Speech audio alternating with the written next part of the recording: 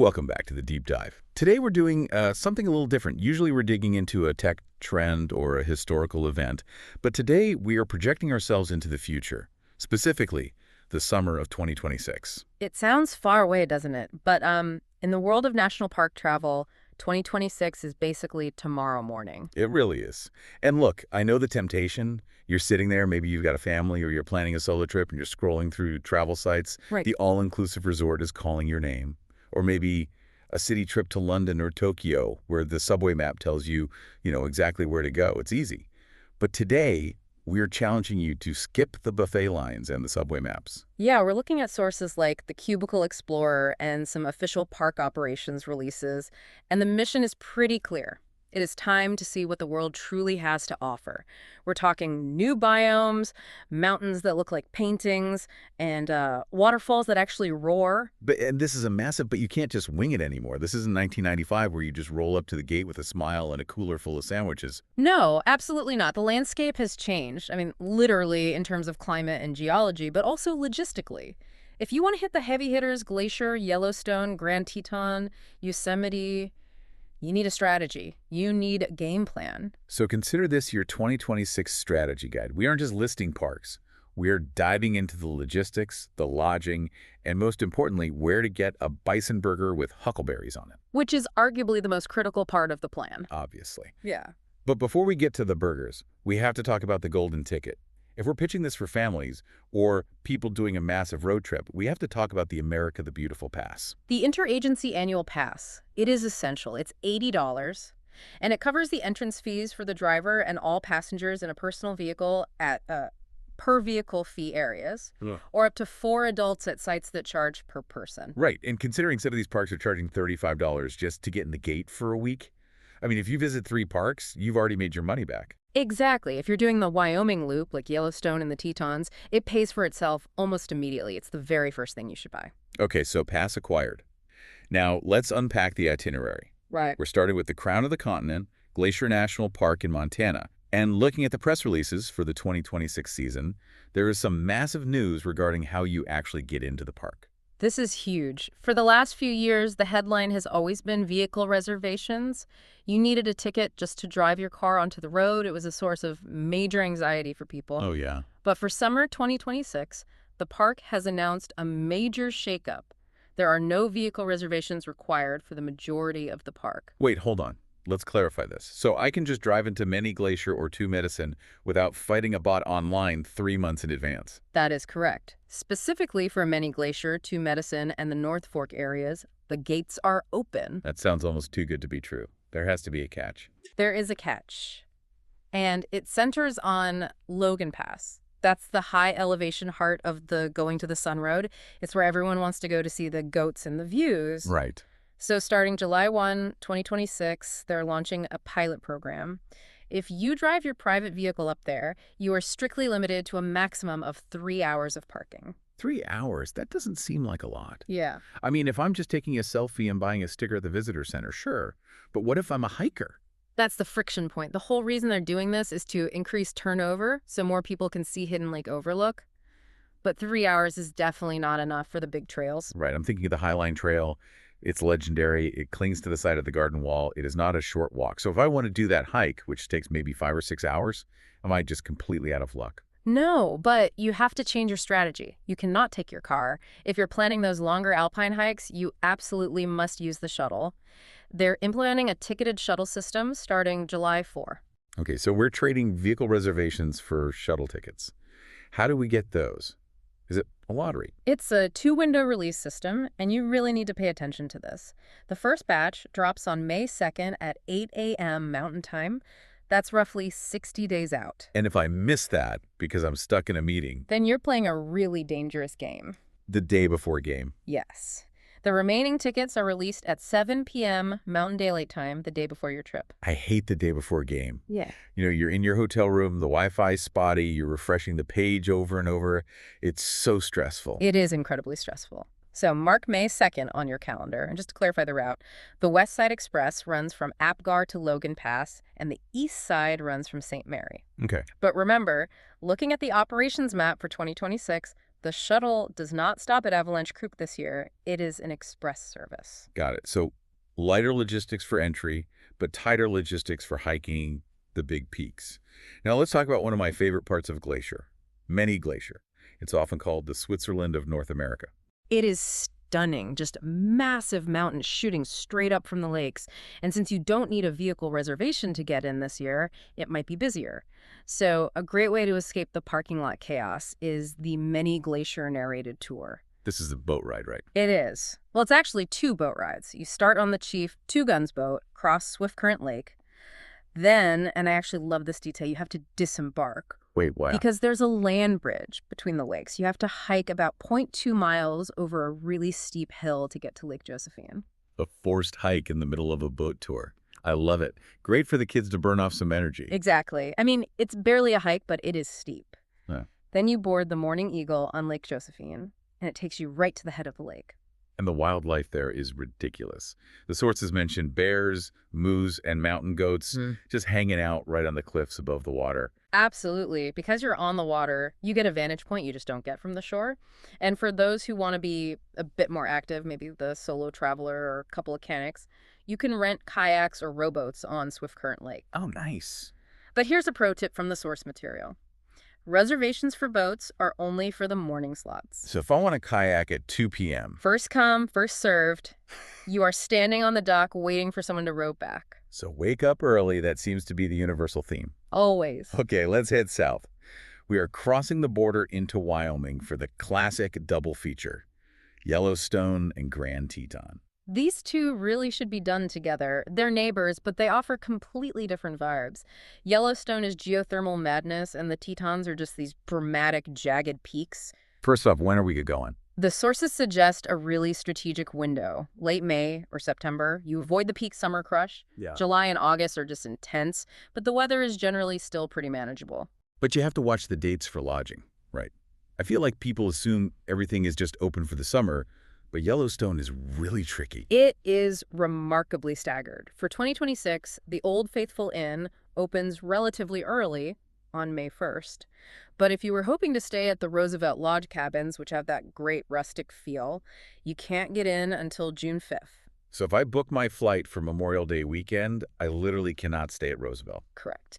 And on the back end, some places close as early as September 7th, so you really need to cross-reference your trip dates with the specific lodge you want. Now, I want to circle back to that America the Beautiful pass we talked about earlier. We said it gets you into the park, but does it get you a discount on camping? This is a huge point of confusion. We see it all the time. People buy the $80 annual pass and assume it's a golden ticket for everything. But for 2026, the rules are very clear. The standard annual pass does not get you a discount on camping fees in Yellowstone. Really? Because I've heard people say, oh, I got 50% off my campsite. They might have, but they likely had a different pass. The source material specifies that the 50% discount on camping at places like Bridge Bay, Canyon, or Grant is only for the Interagency Access Pass. That's for citizens with permanent disabilities, or the Senior Pass. Okay, so if I'm a standard adult with the $80 pass, I am paying full price for the campsite. Exactly. Do not budget for the discount if you don't have the specific access or senior pass. That is a crucial detail for the budget spreadsheet. Right. Okay, so we've seen the geysers, we've dodged the bison jams. Now we want to head down to the Tetons, but maybe we don't want to stay right in Jackson Hole, which can be a lot. Jackson is great, but it's busy, it's expensive. If you want a true base camp strategy, you really should look at the Headwaters Lodge and cabins at Flag Ranch. Flag Ranch, it sounds like something out of an old Western movie. It's perfectly situated. It's just 2 miles from the south entrance of Yellowstone, but technically closer to the Teton vibe. It sits right on the Snake River. And the source material describes the vibe there as a digital detox. Yes. No TVs in the guest rooms. Very limited cell service. You were there to just be there. I saw a quote in the source that said the only amenity missing is tall tales, which you have to make up yourself because there's no media to distract you. I love that. And the lodging options range quite a bit. This is great for multi-generational trips because you can get a premium cabin with rocking chairs on the porch for the grandparents. And for the adventurous cousin.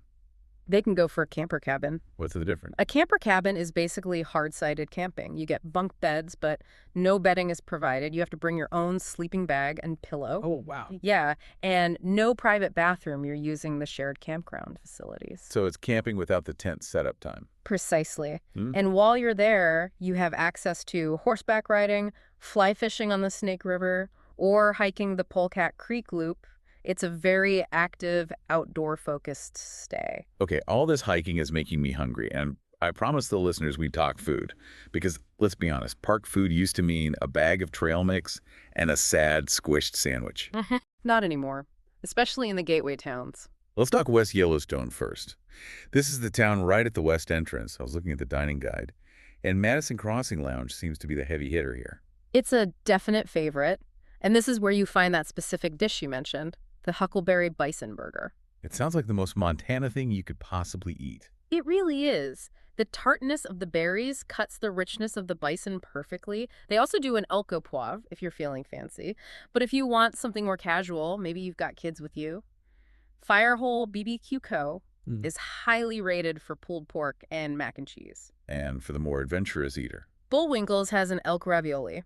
Or you can go to the Slippery Otter Pub for a classic elk burger. You're definitely seeing a theme with the game meat here. When in Rome, or I guess when in Wyoming. Now, what about Jackson Hole? That's a bit more upscale, right? It is. The dining scene in Jackson is surprisingly sophisticated. For breakfast, the locals swear by Nora's Fish Creek Inn. It's actually a James Beard Award winner. Oh, wow. What are we ordering there?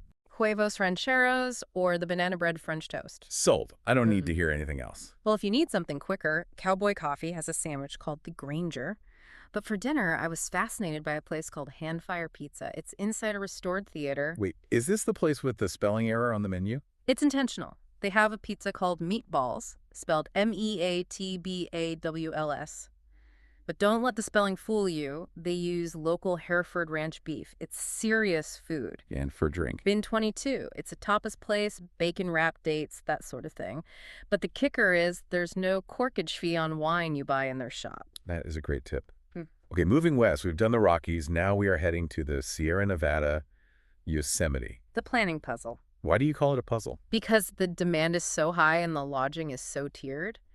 If you want to stay inside the park in 2026, and you really should, because driving in from outside can literally take hours, the recommendation is to book 12 months in advance, basically the second the window opens. So let's break down the tiers. If I just won the lottery, where am I staying? The Ahwahnee Hotel. It's a National Historic Landmark. Granite facade, views of Half Dome right out the window. It is luxurious, but you are paying for it. Standard rooms run between $390 and nearly $600 a night. Ouch. Okay, what's the middle ground? Yosemite Valley Lodge. It's a glass and wood design, very close to the falls.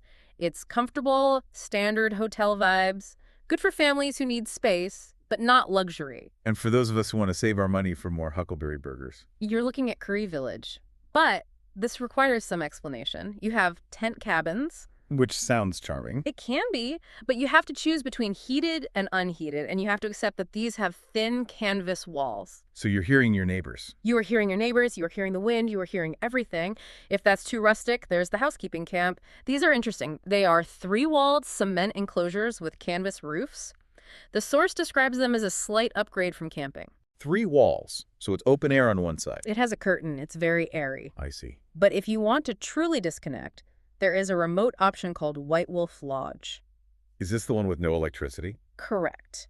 Canvas tent cabins, wood-burning stoves for heat, and candles for light. That actually sounds incredible. It's amazing, but you have to be prepared for it. There's no charging your phone at night. Which brings us back to the unplugging theme. Now, before we wrap up, we have to do our rapid fire round. We've got a few other parks on the 2026 radar. I'm going to name the park. You give me the key takeaway. Let's do it. Zion National Park, Utah. Angel's Landing. It's iconic, it's dangerous, and you absolutely need a permit. Don't show up expecting to just hike it. Also, check out the Narrows, but watch the weather. Rocky Mountain National Park, Colorado. Altitude. Trail Ridge Road is the highest paved road in the country. The tip here is to arrive a day or two early to adjust before you try any big hikes. Acadia National Park, Maine. Fall foliage. Best in the autumn. Drive to the top of Cadillac Mountain for sunrise. It's one of the first places in the U.S. to see the sun. And finally, Great Smoky Mountains. The most visited park in the system. It's lush, accessible, and famous for its fireflies. Don't miss Laurel Falls. Okay, so what does this all mean for our listener planning their 2026 summer? I think the big takeaway is that these parks are accessible. I mean, look at Glacier dropping the vehicle reservations, but they demand attention to detail. You can't just show up. You need to know the shuttle schedule, the lodging release dates, and the altitude prep. And you need to be okay with disconnecting. That's the final thought I want to leave everyone with. One of the sources regarding the Headwaters Lodge made a great point. In 2026, with AI and constant connectivity everywhere, the real luxury isn't a high thread count or a butler. The real luxury is the disconnection. No TV in the cabin, no cell service on the trail, just you and the mountains. Exactly. It's about being present. So here is your mission. Open your calendar, look at those 12-month booking windows, and book that trip. Because the 2026 season effectively starts right now. Don't wait. Thanks for joining us on this deep dive. We will see you on the trail. Safe travels.